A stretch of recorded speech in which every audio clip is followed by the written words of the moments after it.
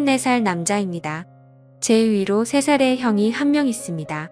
어릴 때는 사이가 썩 좋은 편은 아니었어요. 다른 건 몰라도 공부나 머리 쓰는 쪽에 있어서는 저보다 3년 먼저 태어난 형님이 좋은 유전자는 싹 다 가져간 줄로만 생각했습니다. 그만큼 저는 동네에서 유명한 사고뭉치였고 저희 형님은 동네에서도 소문난 수재였지요. 어디 장 보러 가서 이웃 어른들이라도 만나면 형님한테는 다들 공부는 어떠니 물어보고 저한테는 아예 무관심이거나 사고 좀 그만 치라는 말만 들을 정도였습니다. 지금은 그런 거 다 잊고 지냅니다.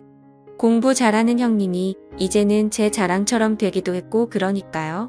뭐 아무튼 공부를 워낙에 잘했던 형님이다 보니 부모님은 물론 학교에서나 동네 이웃 어른들한테까지 기대를 받게 되었습니다.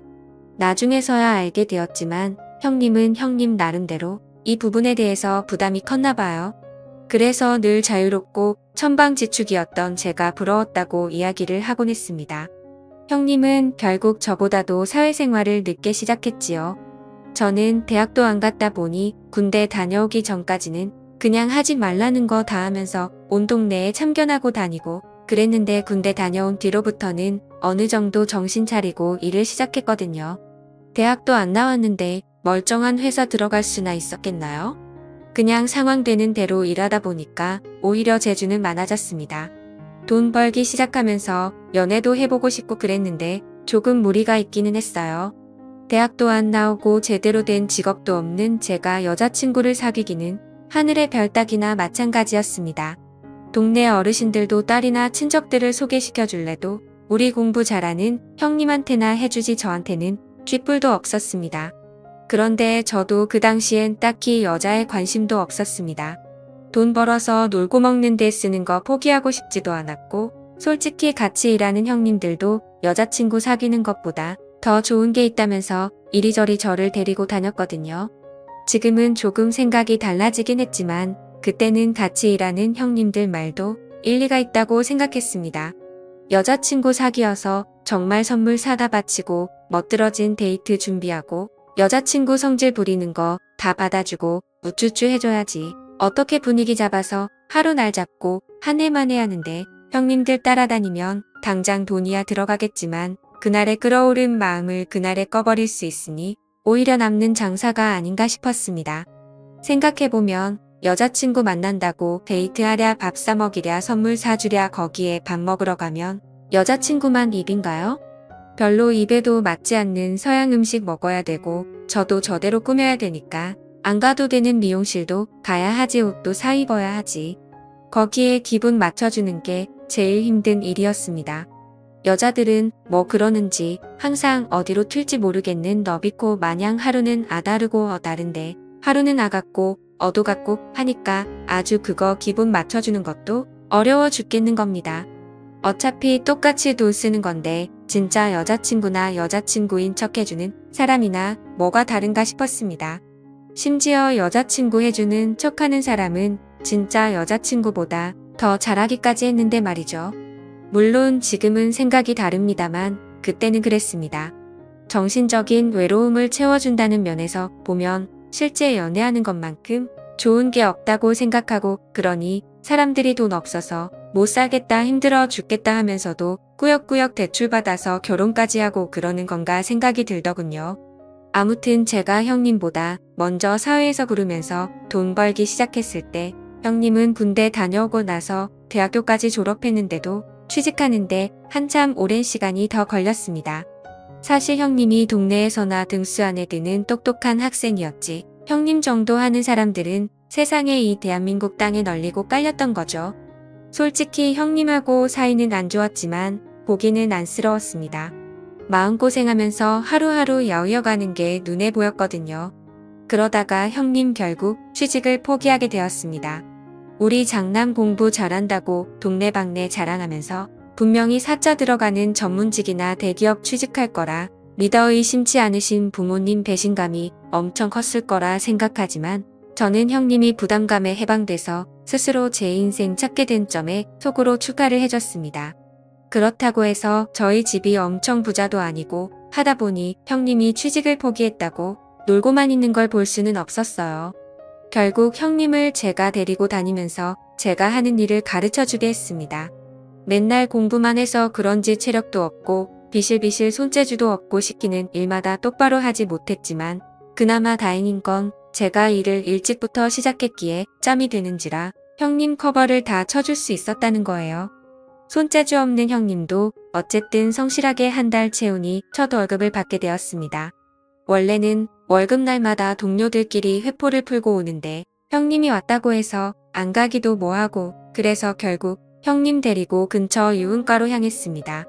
가족이랑 같이 그런 데를 가니까 어색하기는 했는데 여태껏 공부만 하고 경제 능력 없었던 형님에게는 그곳은 거의 신세계나 마찬가지였습니다.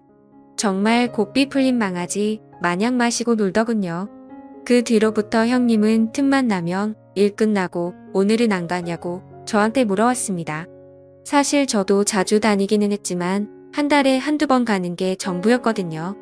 아무래도 한 번에 쓰는 돈이 적지 않다 보니 부담도 되었고 그래서 같이 가자는 형님부터 거절을 했는데 형님이 자기가 돈 다 낼 테니까 가자고 하는 말도 안 되는 소리를 하는 겁니다.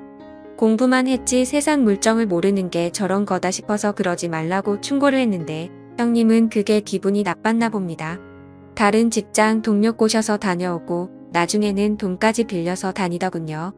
이제 사회생활 처음 한 형님이 돈이 어디 있었겠습니까? 순식간에 개털이 돼서 월급값을 받고 그러다가 빚까지 생기게 돼버렸지요. 형님한테 제발 좀 정신 차리라고 하고 돈은 제가 대신 갚아준 뒤에 형님한테는 이 일이 어울리지 않는 것 같다고 다른 직업 찾아보라고 잘라버렸습니다. 그때부터 형님하고 사이가 서먹해지기는 했지만 제가 할 수 있는 최선이었습니다. 그런데 형님은 유흥을 다녀야 한다는 열망이 생겨서 그런가 다음에 꽤나 괜찮은 회사에 취직하게 되었습니다. 당시 부모님 강요에 억지로 매일 공부만 하던 형님이 그렇게 쌓인 에너지를 분출할 곳이 없어서 그동안 취직을 못했던 건가 하는 생각이 들더군요. 아무튼 그 뒤로는 형님이 월급도 잘 받는 직장에 들어가서 그런가 안심이 되기는 했습니다. 주변 직장 동료들의 말에 의하면 형님이 매주 금요일마다 회사 사람들로 모이는 사람들하고 저희가 자주 가던 유흥주점에 매일같이 출몰한다는 소문까지 듣게 되었습니다. 정신 차린 줄 알았는데 아무튼 형님과는 서먹해졌으니 그냥 제가 할 수 있는 최선을 다했다 생각하고 크게 신경 안 쓰기로 했습니다. 그렇게 몇 년을 형님과는 교류 없이 지냈는데 형님이 결혼한다는 소식을 들었습니다. 집에 결혼 상대라고 데려온 사람을 봤을 때 이 형님이 제정신인가 싶었습니다. 형수님 될 사람이 엄청나게 예쁘더군요. 그런데 저도 여자 만나온 가닥이 있고 관상이란 게 있지 않겠습니까? 형수님 될 사람을 어디서 만났는지 딱 알겠더군요. 형님이 정신 못 차리고 주점에서 알게 된 여자랑 결혼하기로 한 거 아닌가 하는 생각이 들었습니다. 이제 형님 좋은 회사도 다니겠다. 여자도 형님이 벌어다 주는 돈으로 편하게 살면 되니 신분 세탁을 하려고 형님을 만났다는 생각밖에 안 들더군요.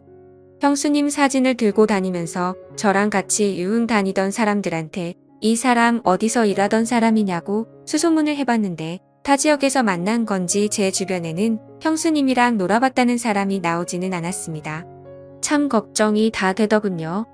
세상 물정 그렇게 모르던 형님이 이제는 여자에 빠져서 재산이고 뭐고 다 뜯기는 게 아닌가 하는 생각까지 들었습니다. 부모님은 제 경고에 저보고 헛소리하지 말라고 형님이 다 능력이 되니까 저런 여자도 구해오는 거라고 일축했기에 결혼을 못하게 반대도 하지 못했습니다.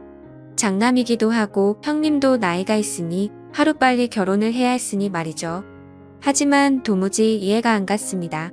기껏 20대 후반으로밖에 안 보이는 저런 예쁜 여자가 뭐가 아쉬워서 37살에 이제 취직한 지 얼마 되지도 않아서 모아놓은 돈도 없고 돈 버는 족족 술집에다 가져다 바치는 사람하고 결혼하겠다고 드는 건지 아무리 생각해도 형님이 당하고 있는 거라는 생각밖에 들지 않았습니다. 하지만 제 정보망으로는 형수님의 진짜 정체를 알아낼 수 없었고 그렇게 결혼식하는 날이 되고 말았습니다. 형수님이 신부 화장하고 드레스 입고 있으니까 진짜 연예인을 뺨치게 이쁘긴 이쁘더라고요. 둘이 좋아서 결혼한다는데 나도 너무 의심병인가 싶어서 그때쯤에는 형수님 과거를 캐낼 생각은 이미 포기하고 있었는데 말입니다만 잠시 화장실에서 일을 보고 있는데 옆칸에서 누군지 모르는 사람이 통화하는 소리가 들리더군요. 들으려고 한 건 아닌데 들려서 내용을 전부 다 듣고 말았습니다. 그 정체불명의 남자의 통화 내용은 이랬습니다. 통화 상대방에게 어디 노래방에서 일하던 여자가 기억나냐고 하면서 그 여자가 결혼한다고 해서 구경 왔다고 하면서 지들끼리 신나서 떠들더군요. 형수님이 그런 쪽에 종사했다는 사실을 결국 결혼식 당일 날에 꼬리를 잡게 되었습니다. 통화 내용은 더욱더 가관이었습니다. 돈 몇 푼 더 주니까 장난 아니었다.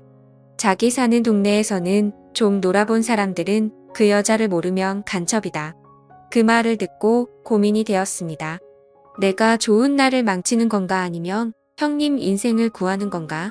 잠깐의 고민이었지만 그래도 내 하나뿐인 형제인 형님의 인생이 구렁텅이로 빠져들게 방관할 수는 없겠다는 생각이 들더군요. 그 길로 화장실 문을 박차고 나가서 전화통화를 하고 있던 녀석의 멱살을 붙잡았습니다.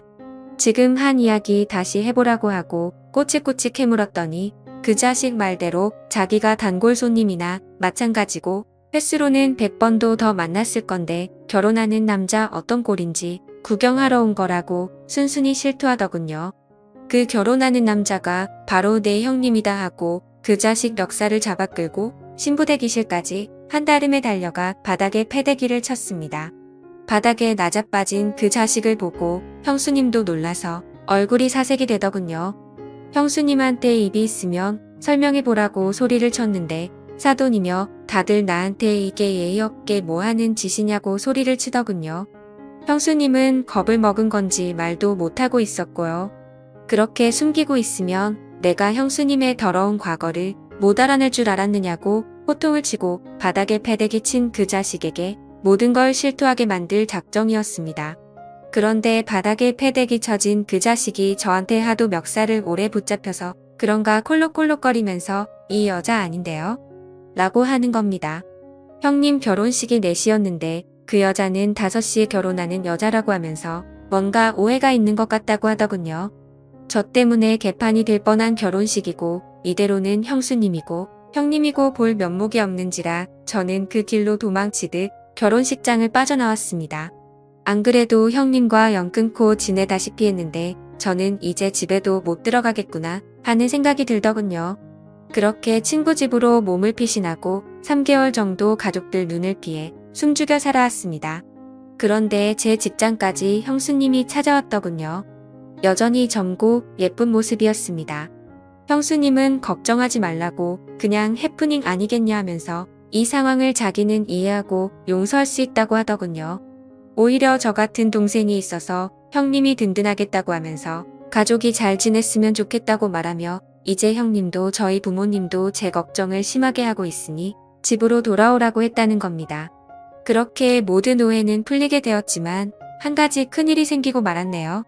현명하고 아름다운 형수님에게 제가 빠져들고 만 것입니다. 형님이 아직 모아놓은 돈이 없어서 시집살이를 하는지라 형수님하고는 매일 같은 집에서 살고 있습니다. 연심을 가지고 있는 형수님과 한 집에서 살고 있는 게 오히려 형수님이 그런 일을 하던 사람이었다고 의심하고 살던 시절보다 몇 배는 더 힘든 것 같네요. 부부싸움이라도 하고 있으면 마음 한구석에서는 두 사람이 영원히 헤어졌으면 하는 생각이 들 때도 있습니다. 정말 저는 동생으로서도 인간으로서도 최악의 사람인 것 같네요. 제가 어떻게 하는 게 좋을까요? 대출이라도 받아서 집에서 나가야 하나 고민이 되네요. 감사합니다.